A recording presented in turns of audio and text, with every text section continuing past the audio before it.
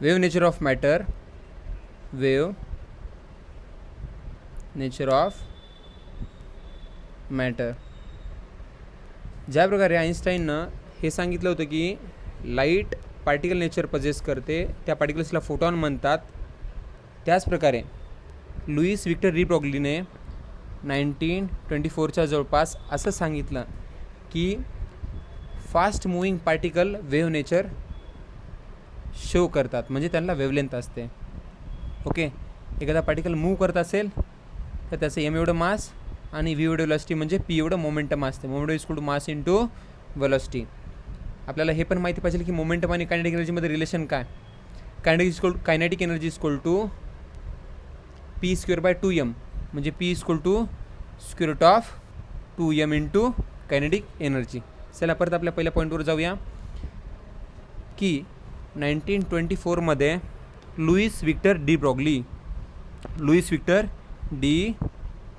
ब्रॉगलीनं असं म्हटलं की moving particles wave nature possess करतात, म्हणजे मुव्हिंग पार्टिकलला वेव्हलेंथ असते. डी ब्रॉग्लीनं असं सांगितलं की मुव्हिंग पार्टिकलची जी वेव्हलेंथ असते ती त्याच्या मोमेंटमला इन्व्हर्सली प्रोपोर्शनल असते.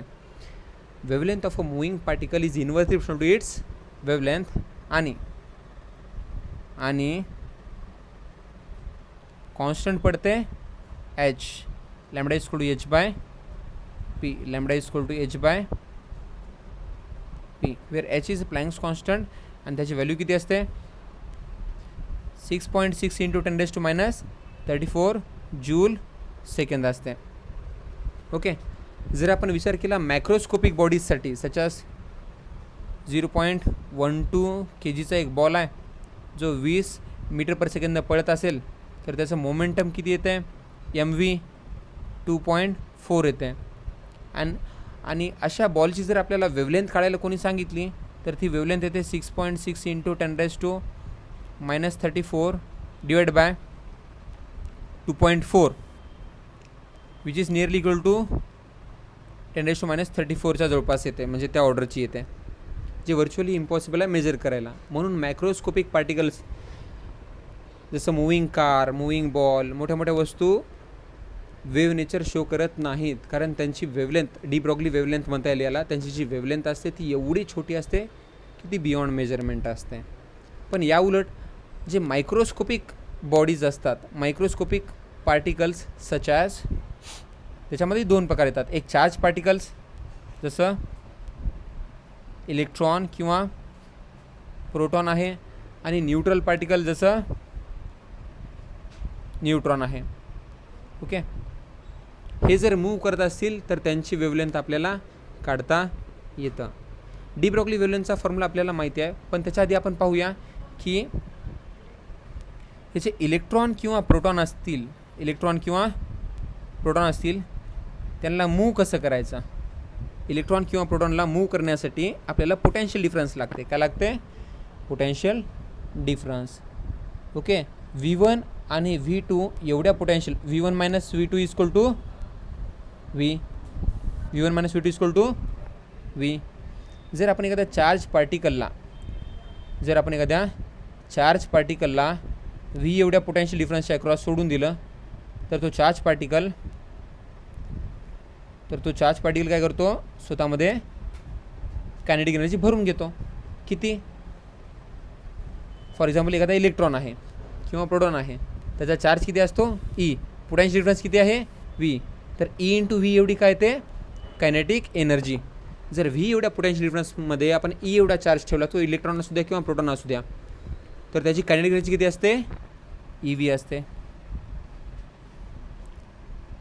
अशा प्रकारे आपण चार्ज पार्टिकलला मूव्ह करू शकतो आणि त्याच्यामध्ये कायनेटिक एनर्जी भरू शकतो.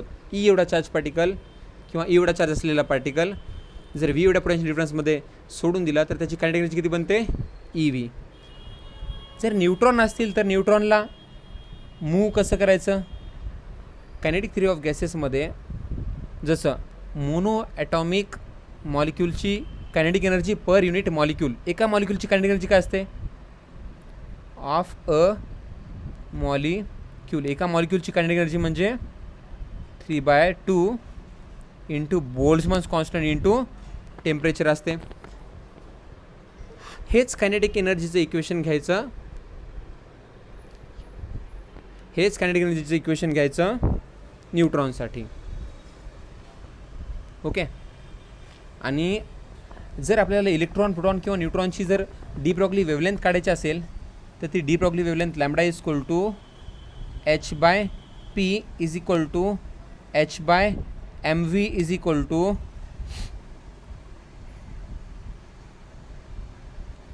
ओके, थोडंसं चांगल्या पद्धतीत लिहू त्याला. De Broglie wavelength lambda is equal to h/p is equal to h/mv is equal to h/2 mass of a particle into kinetic energy of particle, किंवा h डिवाइड बाय, जर charge particle असेल तर 2 mass of particle into charge of a particle. Electron असले तर E, proton असले तर E. जे का अल्फा पार्टिकल असेल तर त्याचा चार्ज लिहा. अल्फा पार्टिकलचा चार्ज किती असते? 2e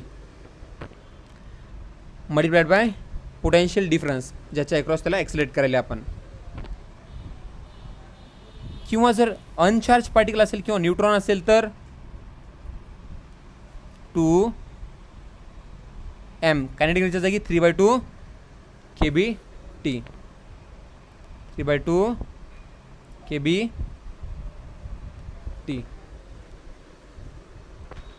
2 कॅन्सल होते.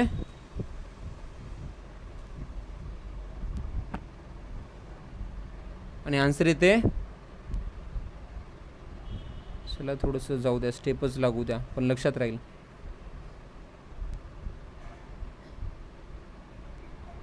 h divided by square root of 3m kBt. Okay. तर अशा प्रकारे आपण डी ब्रॉग्ली वेवलेंथ काढू शकतो.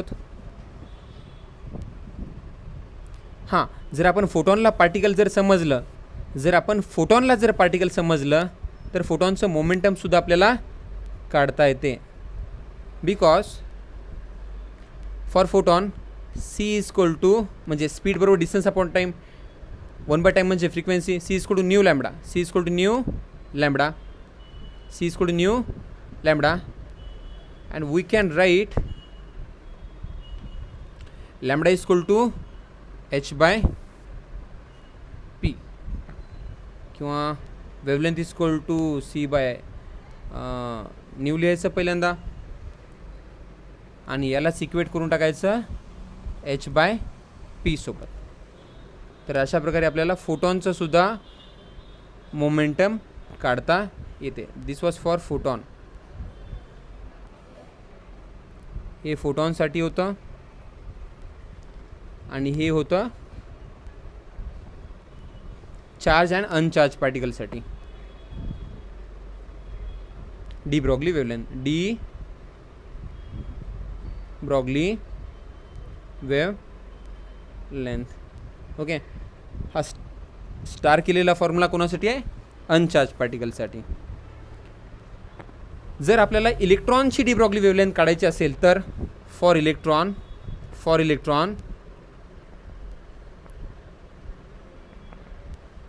ॲक्सलेटेड over potential difference v, potential difference v. जर v एवढ्या पोटेन्शियल डिफरन्समध्ये आपण एखाद्या इलेक्ट्रॉनला ॲक्सिलेट केलं तर त्याची डी ब्रॉग्ली वेवलेंथ किती येते? Lambda is equal to Planck's constant divide by square root of 2 into mass of electron into charge of electron into potential difference for which it is accelerated. ठीक आहे ना.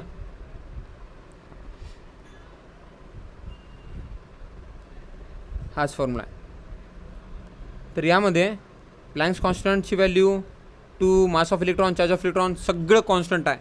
आणि हे सॉल्व केल्यानंतर answer येते de Broglie wavelength for electron, lambda is equal to 1.227 divide by square root of potential difference एवढं nanometre. जर अँगस्ट्रॉममध्ये असेल तर 0.1227 अँगस्ट्रॉम येऊन जातं. हे याच्यावरच एक एक्सपेरिमेंट आहे. त्या एक्सपेरिमेंटचं नाव आहे डेव्हिसन अँड जर्मर एक्सपेरिमेंट. त्यांनी इलेक्ट्रॉनची वेव्हलेंथ काढलेली आहे आणि डेव्हिसन अँड जर्मर एक्सपेरिमेंटमध्ये त्यांनी व्ही ठेवलं होतं 54 वोल्ट आणि इलेक्ट्रॉनची वेव्हलेंथ आली त्यांची लॅम्बडा इज इक्वल टू 1.567 नाही 0.167 नॅनोमीटर और 1.67 अँगस्ट्रॉम. हे डेव्हिसन जर्मर एक्सपेरिमेंटबद्दल एवढंच इम्पॉर्टंट आहे. आणि डी ब्रॉग्ली वेव्हलेंथचा फॉर्म्युला इम्पॉर्टंट आहे. याच्यावर क्वेश्चन्स येतील.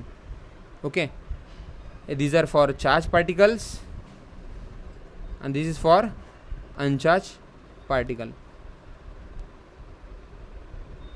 So this is wave nature of matter.